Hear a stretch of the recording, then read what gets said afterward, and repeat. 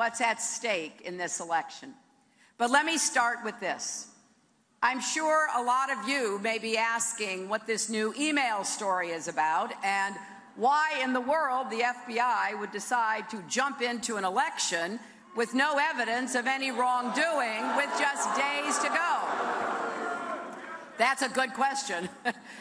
And first of all, for those of you who are concerned about my using personal email, I understand, and as I've said, I'm not making excuses. I've said it was a mistake and I regret it, and now they apparently want to look at emails of one of my staffers, and by all means, they should look at them.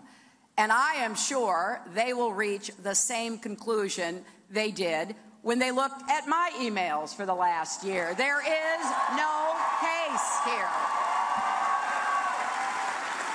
And they said it wasn't even a close call, and I think most people have decided a long time ago what they think about all of this.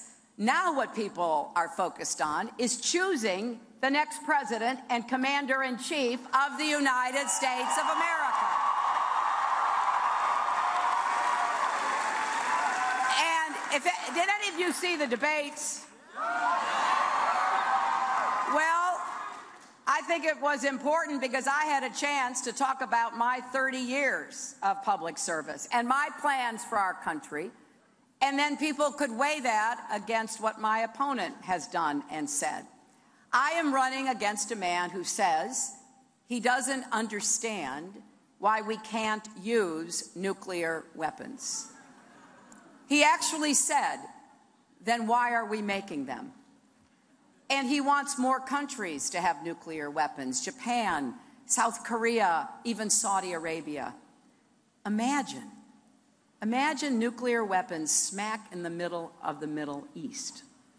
And if you're telling yourself he'll surround himself with smart people who stop these crazy ideas, remember this. When he was asked who he consults on foreign policy, Donald Trump said he didn't need to consult because, and I quote, "I have a very good brain." He says he knows more about ISIS than our generals do. No, he does not.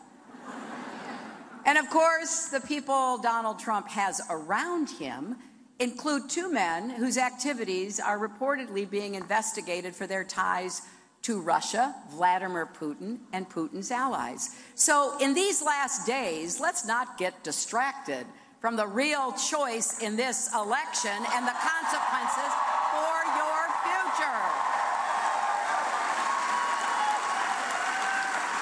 I started saying last June, I believe, that Donald Trump has proven himself to be temperamentally unfit and totally unqualified to be president and commander-in-chief. And I've got to tell you, I did not take any pleasure in saying that. I have known for years now people who ran for president, Republicans and Democrats, and I had my differences with Republicans and even with Democrats, but I never doubted their fitness to serve. Donald Trump is different. That's as serious as it gets. So today I want to talk about national security because when the election is over and people wake up on November 9th, we will have picked the person who will carry the responsibility for all of these weighty decisions. And that should really convince anyone how high the stakes are in this election. I just want to focus on three of the most crucial questions facing the next president. Can you be trusted to command our nuclear arsenal and make literally life and death decisions about war and peace? How do you handle a crisis? And do you know the difference between our allies and our adversaries?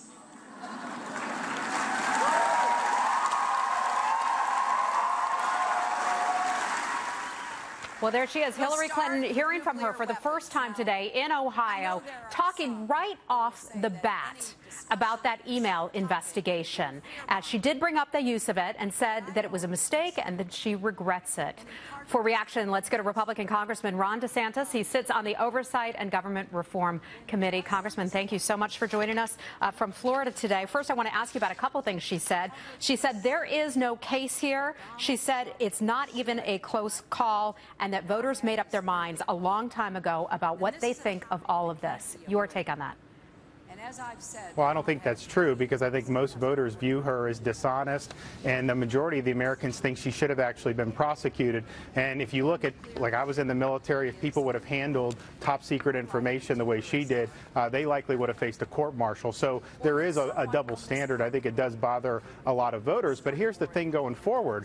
We don't know what's in those emails. If you remember, they destroyed over 30,000 emails. There were some recovered by the FBI that had been destroyed that were work-related, but there are others that couldn't be recovered because of BleachBit. Well, if some of those are on Huma Abedin's laptop, they could potentially be relevant not only to the investigation about classified material, but to the allegations against the Clinton Foundation.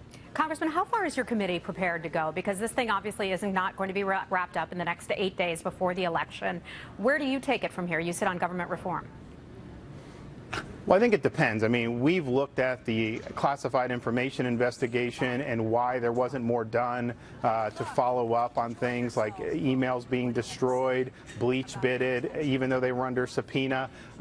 We'll see what happens with this. Obviously, we don't have any criminal ability to criminally prosecute people, but if you look at something like the foundation, when she became Secretary of State, she signed an agreement with the president saying the foundation wasn't going to be that involved, and she didn't follow that. Now they won't even commit to shutting the foundation if she got elected. So I think we'll see what happens when the dust settles after the election. But clearly, if there are 4 different FBI probes, according to the Wall Street Journal, about the foundation, this is not just going to go away because if she ends up winning the election. Congressman, your committee was the one that received the letter from James Comey. I'm just wondering quickly, have you heard from him or anyone on his staff? Have you spoken with him outside of that letter? No, we haven't, and I think it's important for people to know he didn't really get into the facts, but he had to do that because his testimony as it stood before Congress previously was that the case was closed. And so he had to update that if he's taking investigative steps. So I think it was more just to correct his testimony than to actually brief Congress on any of the underlying facts. Congressman Ron DeSantis, we'll be looking for you to brief us as your committee's investigations go on when you get back to Washington. Sir, thanks so much. Was just in Orlando over the weekend. What a great town you have. Loved it there. Thank you. Well, the FBI originally investigation temporarily overshadowing the WikiLeaks revelations, at least for now. But they are certainly worth a look, with some new bombshells coming out today from WikiLeaks, one involving Democratic National Committee Chair Donna Brazile.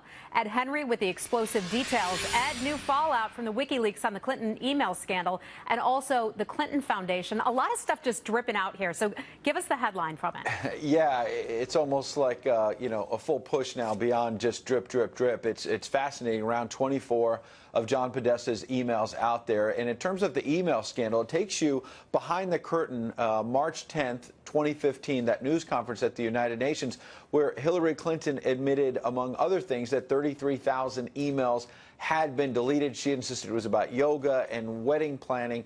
But look at this email from one of her top advisors, Philippe Reines, that basically talks about the deletion of the emails, quote, get it all done tonight. This is the night before the news conference. Tight sequencing, no overnight gap between her statement and dropping the bomb.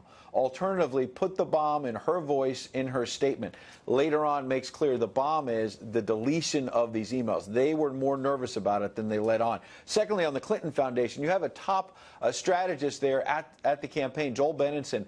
All of these top advisors have been saying the Clinton Foundation only does good work around the world. This has been blown out of proportion. But here he is in February of 2015, as the Wall Street Journal did a story about foreign contributions. He said, you know, shutting down foreign fundraising at the foundation, quote, better than dealing with brush fires. He called it brush fires. And then within days of him talking about shutting down the foreign fundraising for the foundation, Bill Clinton's chief of staff sends this note to John Podesta at the campaign, quote, foreign government donors, all the money is in. Very cryptic. Don't know exactly what it means, but within days of them saying, maybe we need to shut this down, Wow. They're saying all the foreign money is in now, John Podesta. Unreal. And then having referred to deleting emails as the bomb, I mean, that certainly says dropping a lot. The bomb. Yeah, dropping the bomb. I'm just wondering, gosh, what would have happened? Where would we be right now if all of this information came out 6 months ago, a year ago, all of the stuff that we're learning now from WikiLeaks? I want to ask you about one other thing, and that is there's a new development involving Donna Brazile that came out of the WikiLeaks information. Tell us about that. Remember what she told her own Megyn Kelly, some days back after the third presidential debate, that all of this was false, this idea that she had used her connections as a CNN contributor to feed a question to Hillary Clinton's campaign ahead of a CNN town hall debate. CNN denied there was anything improper. New emails today saying, wait a second, not just a town hall meeting, but a CNN debate in Flint, Michigan. Hillary Clinton, Bernie Sanders, and Donna Brazile sends a note to John Podesta saying, quote, one of the questions directed to HRC tomorrow is from a woman with a rash. Her family has lead poison, and she will ask what, if anything, will Hillary do as president to help the people of Flint.